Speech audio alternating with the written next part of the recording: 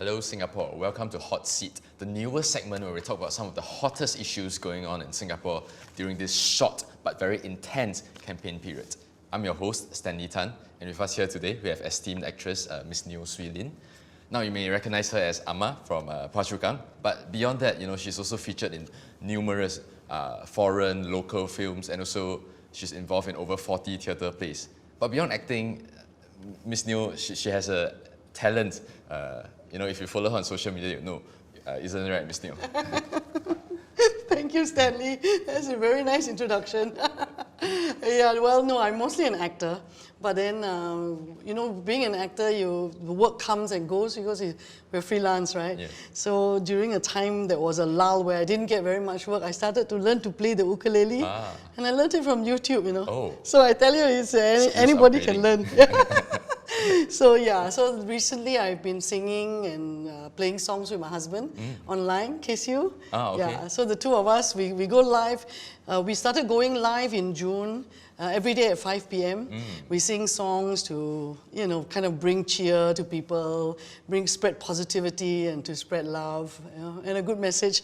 And then now, well, because since the elections are coming up, we feel even more, there's time to talk about topical things, time for us to sing songs to make sure that people know that, now is the time for you to really talk about your causes, to care about society. So you say you sing more political songs? Well, no lah. We do sing one song that a couple of songs. Actually, we do sing some political songs, some activisty songs. Okay. Yeah, there's one that we like a lot. It's called "Digedanken Zin Frei."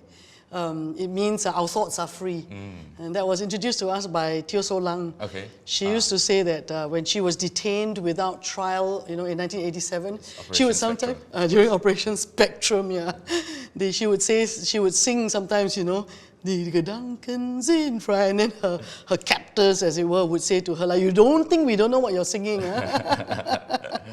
I'm sure they do. They know everything. Yeah, then also, KSU and I wrote a song called "Now is the Time."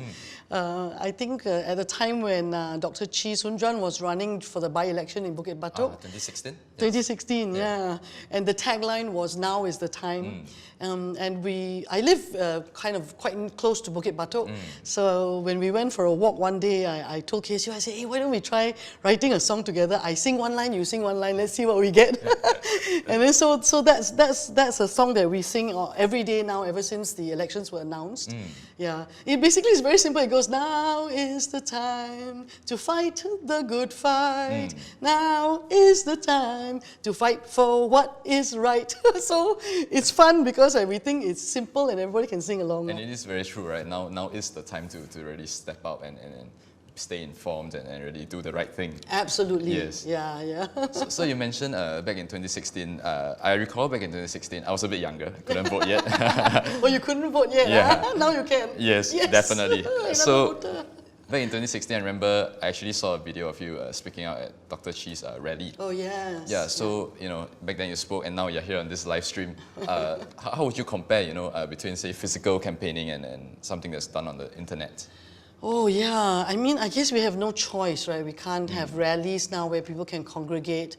So I guess on the one hand, it's a great thing because we are closer to people. They can see, all your flaws, and they can stop, they can rewind, they can fast forward. Yeah. So that's one advantage. But I mean, there's nothing that can compare to a real handshake. That is true. Right? Yes. Or to see somebody live. Yeah, it's a completely different experience. Yeah. I recall actually, I think it was just last week, not so long ago, PM Lee Hsien Loong, he was saying that, I don't remember much of what he said, but he just said, I want to make sure parties can campaign effectively. Do you think parties can campaign effectively now? Well, I think one party can campaign more effectively than another, than the others. But it's always been that way, it seems to me. So prior to when the elections were called, there were all these ministerial speeches, right? Supposedly about the COVID situation. But it seems that they started campaigning before everyone else. Yeah, that is true. Yeah. So even now I've heard from some of the candidates that, they're allowed some screen time on MediaCorp, right? Right. But they have to send in their speeches 48 hours before they can broadcast it. Yeah. So It's an unfair playing ground, isn't it? yes. Yeah, yeah. Well, I guess this is the situation that we are in, and we just have to work with it as much as we can. Yeah, as we are now. Yeah, right, as we are Yeah. trying to do now. Yeah. Yeah, I mean, I hope, I guess it also means that all parties have to do it, and it's That is not true. just the opposition parties. Yes. Yeah. So, speaking of the internet, recently there's been a lot of drama, you've acted in a lot of drama. So what do you think of the, the recent drama that got a candidate removed? Sorry, I mean, caused him to resign. Yes, Yes. he withdrew. Yes. It depends on which headline you read. The South China News has a different headline. Yeah, I don't know lah. All I know is the drama is quite fun to watch. It's like you don't have to go and tune in to your favorite, Korean drama anymore. You just go to your social media and check what's happening now. Yeah, that's just, it's sad. Yeah, it is. I think it's sad. Yeah, if the allegations about him are true, then I think even more the incumbent party, they need to be careful about how they choose people. Yes, the selection process needs to be more stringent. Exactly. Yeah. Yeah, well said. So a lot of this drama had to do with the candidates' qualities. Yeah. So personally, what do you think is most important, for a candidate running for, to be MP? Yeah, I read a very interesting status on Facebook from a friend. Okay. Yeah, and he said, hey, what do you think for a change, instead of looking for, doctors and, why do you look for nurses? And you know what I mean? So Yeah. I thought that was quite interesting, because not only does a candidate have to be smart, intelligent, organized, bright, and have kind of leadership qualities, at the same time, I think there must be a real willingness to serve, That's true. and a sense that you are there for the people, and not the other way around. Yes. Yeah, I mean, there's been this talk. I always remember this phrase that PM Lee said, natural aristocracy. Ah, yes, I remember that. Yeah, that drives me crazy, because, I'm sorry, we're not a monarchy. We don't have aristocrats. Yes. People are all the same. My t-shirt says that. Yes. All human beings are born, can you see? Yeah. Are born. Free and equal in dignity and rights. Yeah, Yes. and I think that's... I completely agree with you, yes. Yeah, that's kind of why I wore this t-shirt. Very fitting for these times. Yeah, one of the reasons why I support SDP as well. Yeah, because of all the parties, I think they stand up the most for human rights. Yeah, that's true. And freedoms. Yeah, and for that, they've been punished a lot by, unfortunately. Yeah. Yeah, so, right now, our viewers, I'm sure, besides the elections, are thinking about the moments right after the elections. What is this new parliament going to do for Singapore in this pressing, very desperate times that we're in? So, what do you think are some of the most pressing issues that we face in this era of COVID-19? Oh, gosh. I mean, I wouldn't like to I don't know that much, I'm only an actor, really.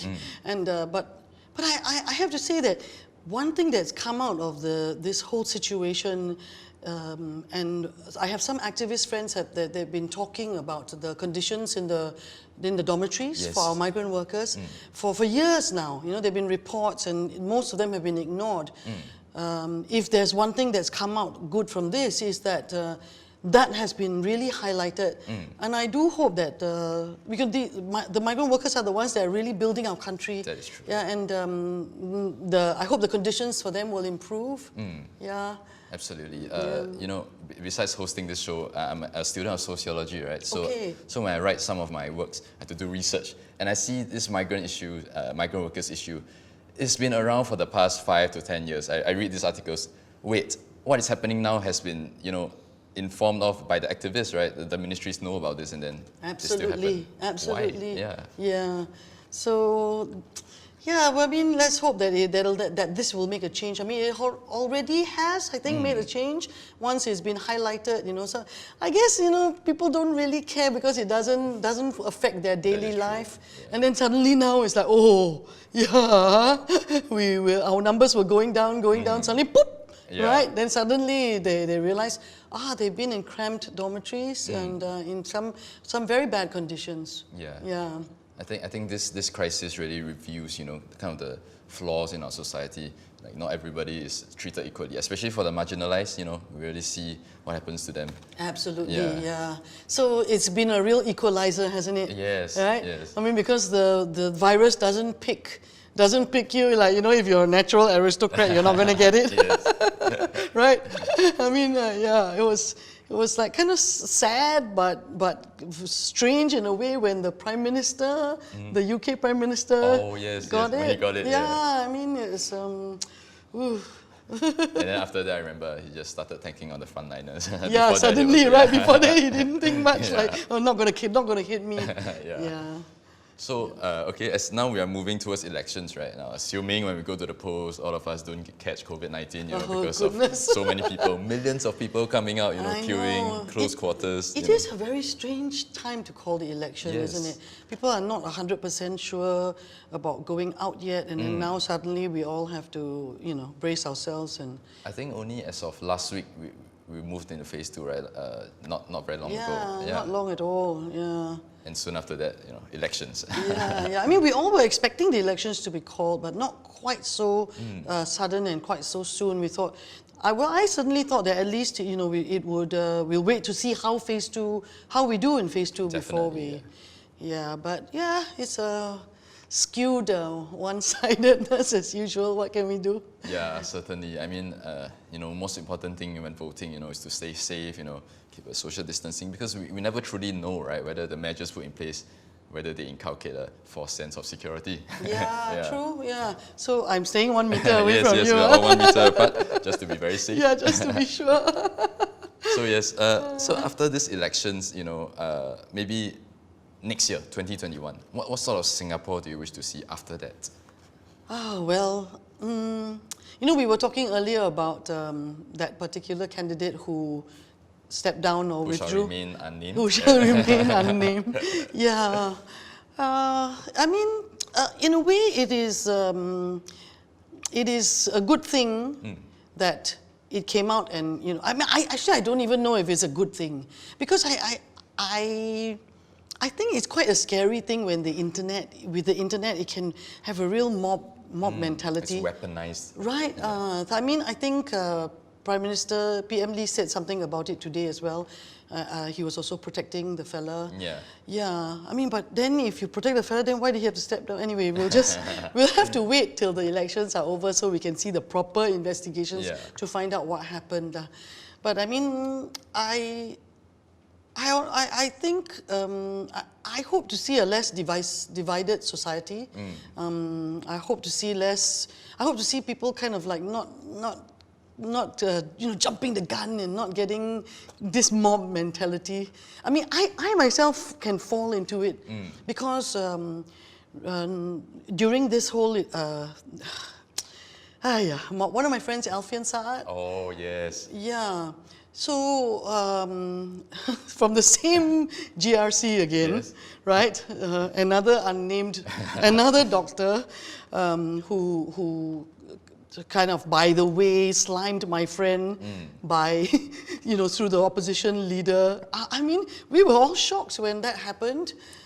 And some of these claims that he made, it's just based on a very superficial reading of Alfian's post, right? Well, so they were saying, later we thought that it was him just working on his own, but then the whole party backed him up after that, which really, really disappointed me. Because, okay, you can say that this is what his Facebook is, but I, as a friend of his, I can attest to the fact that he is not, a traitor or somebody who's questioning the sovereignty of our country.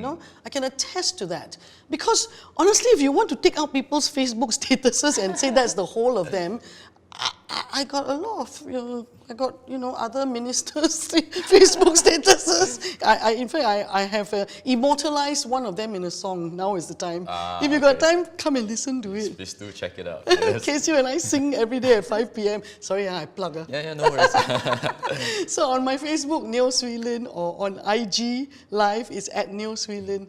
Please do follow. I think at a time like this, that is when, people will call this non-essential, but I think these are the kind of essential things we need right now, to stay informed, to entertain ourselves, and beyond that, to really do the right thing. Yeah. And also, I think I would say to people to think for yourselves. Yeah, because it's quite easy to follow the mob kind of herd mentality and to be influenced by people. Certainly. Yeah, but the more information you have, I think information is power. They say, right? Yeah. But I feel like even before the internet became widespread, this kind of smearing, it has been used against certain political candidates, right? It's quite upsetting. When they, when they talked about this fella that we just talked about, that we are not going to mention, they talked about, how, his mother was very upset by the whole thing. And then today I saw somebody said, and it's absolutely true, Dr. Chi's mother must have been suffering for so long. Yeah. So, everybody is a human being, everybody needs to be treated like a human being. Yes. Yeah. I mean, this trend of character assassination, it's just not productive for politics, and it really takes us away from the pressing issues that we have at hand, right? Absolutely, yeah. So personally for you, what was something that, as a Singaporean, you feel is most important, that there's some policies, need to address, Oh, I told you already, I don't know how to answer this question because it's so big for me. I can tell you that I think, because I have a law background, only because I studied law. So when I see certain laws that I think are just, they don't feel right. POFMA is one. Okay. Yeah, I saw somewhere that our law minister said that POFMA encourages democracy because a person has to put a statement to prove what he says. Okay, that may be true, but my issue with that is that you, the minister, you are the arbiter of what is fake and what is not, what is true and what isn't. So, and then true enough, we've seen them use it against opposition parties. Yeah. So I think that's an unfair law. Yeah. So what was the other thing I was going to say? We were talking about... you're mentioning that, perhaps about retirement. Did you plan to retire? Oh, yeah. I will never retire. Actors never need to retire. CPF. We talked about that just now, yes. huh? Yeah. Well, the CPF thing is a very, very clear issue to me. Because when I remember very clearly when I first went into the job market, when I got my first job, I worked in advertising. I actually never worked in law ever. Okay. I worked in advertising for a couple of years, and I worked so hard to get my salary. And then when I got my paycheck, I fought for this salary. Yeah. Then when I got my paycheck, I was like, how come it's like that? It's that much less. 20% gone. 25, right? 25. But then they told me that, this 25% is going to be in your saving, and your employer also going to put 25%, and you'll have this lump sum when you're 55 that you can withdraw. Yeah. So I think for people that are around my age, and it's like, we feel like, it's a promise that was made that has been altered and changed, and without being really explained to why and or how, and then this enforced MediShield, Yes. which new schemes keep coming out, yeah, right? all these new schemes that appear, and then when I look at MediShield, I realize, but then MediShield doesn't really cover anything. my father who passed away almost a year ago, he was really upset because he was 80. I mean, he was like way into his 80s already, and he suddenly got this, like, what? I have to pay for my MediShield, you know? So, you know, my dad who'd worked all his life is going, how come I suddenly have to get MediShield, which does... So even at 80, he still has to contribute? Yeah, he was asked to contribute, and he was really quite miffed about it. Yeah, I mean, rightfully so, you know. So he would go like, what do you mean? What kind of pioneer am I? Now I still have to pay. I mean, they give out a PGP, and then, you know, you got to take back somehow. So, you know, I think a lot of the people, they're coming out and saying, like, you know, they have to keep the CPF because otherwise retirees will spend it all, you know, on casino, I don't know, gambling, drinks. What do you think about this kind of statements? I think that's really condescending. I agree. I find that very condescending. Yeah. You make one promise and then you change your mind because you say, oh, you know, we will think for you because you can't think for yourselves. In the first, I mean, if we really have to go there in the first place, why do we have this casino? Right? Somebody said, over my dead body. Right? Yeah. Yeah, well. And I think, honestly, you know, if that's the kind of reason they want to give up, perhaps they should provide some kind of evidence, statistics, show how many people actually do, you know, squander away their wealth, you know, after retirement. I think that number is small to insignificant amounts. I think that's a very poor reason, very poor excuse. Definitely. Yeah. So besides retirement, I think, you know, what many are concerned about, me included, you know, is this post-COVID world, the jobs are going to be very scarce, right? Yeah. So, you know, do you think that, how do you think, you know, we can ensure that Singaporeans can continue to be employed? I mean, not in very abstract political terms, just like... Honestly, I can't answer that question. It's not in my purview at all. I agree. I mean, I sing songs. I mean, I'm also a student. I also don't know. There's a lot of uncertainty. We just don't know, right? Like, you know, is there going to be enough jobs? You know, are people going to get retrenched? I think right now we are seeing quite a bit of retrenchment going on. Yeah. So, you know, as part of the SDP's 4 Years, 1 No platform policies, they actually suggest retrenchment benefits. Do you think that would be helpful, you know, for workers? Well, yes, definitely. I think so. Yeah. You can talk more about SDP policies. I won't talk about what I don't know about. Okay. So, other than that, one of the other years is that, you know, we will provide, you know, in this post-COVID period, we will provide payouts for retirees. Okay. You know, because the economy is so tough, right, and everything is so uncertain. Right. So, what do you think of that? Would that well, I think that it sounds right. It sounds perfect to me. GST is getting higher and higher, right? Yes. Yeah. That's actually one of our yes as well. That's what I remember. Yeah, about GST. Maybe not for the people who are suffering. Yeah. Is that right? It's basically they intend to reduce the GST to 0% up to the end of 2021, especially for essential goods, because GST actually affect, you know, the middle and lower class the most, and not for the rich. Yeah. Okay. Yeah. Well, that sounds wonderful to me. Yeah. So other than that, I wanted to say one more thing. I think, like when you asked me about what I thought I would like to see for Singapore, right? Actually, I would like to see more of a democratic process, a fair democratic process. Yeah. When I look at the elections, I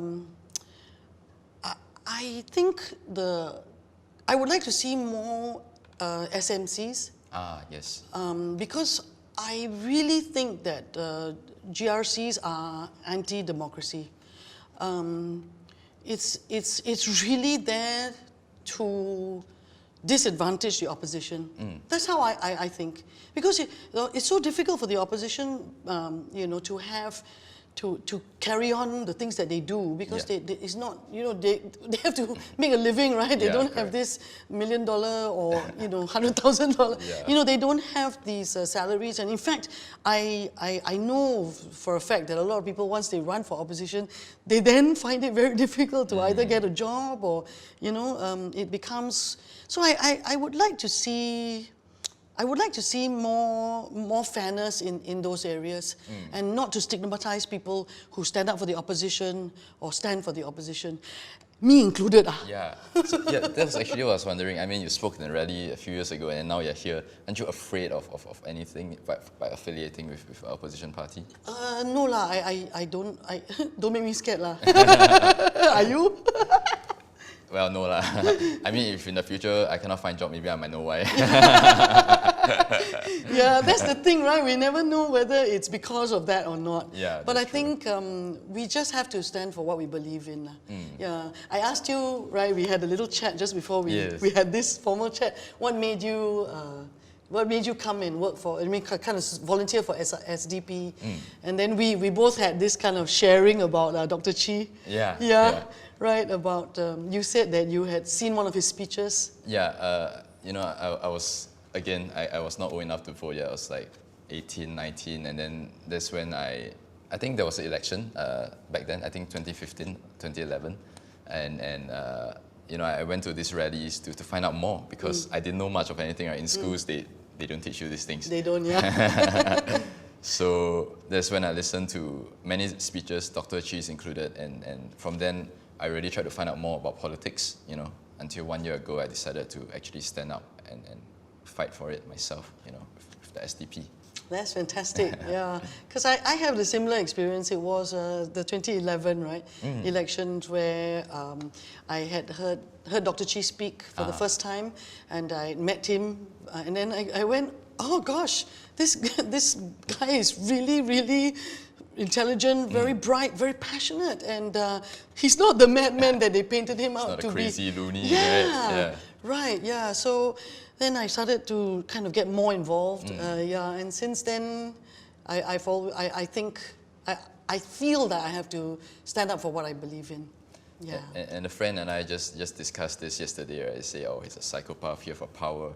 But then, if you're here for power, you wouldn't be representing for opposition party, right? Because that's not how you get rich. It's not how you get powerful, right? Yeah, exactly. Yeah. And I mean, anyone who's met Dr. Chi knows that, can tell that he's not crazy for power. Yeah. That's not the kind of man he is. That is true. Yeah. I mean, all of us are in this struggle, in this fight for a reason. I feel. Absolutely, yeah. And I'm really excited. Dr. Paul Tambaya as well is still running this year, right? Yes. Yeah.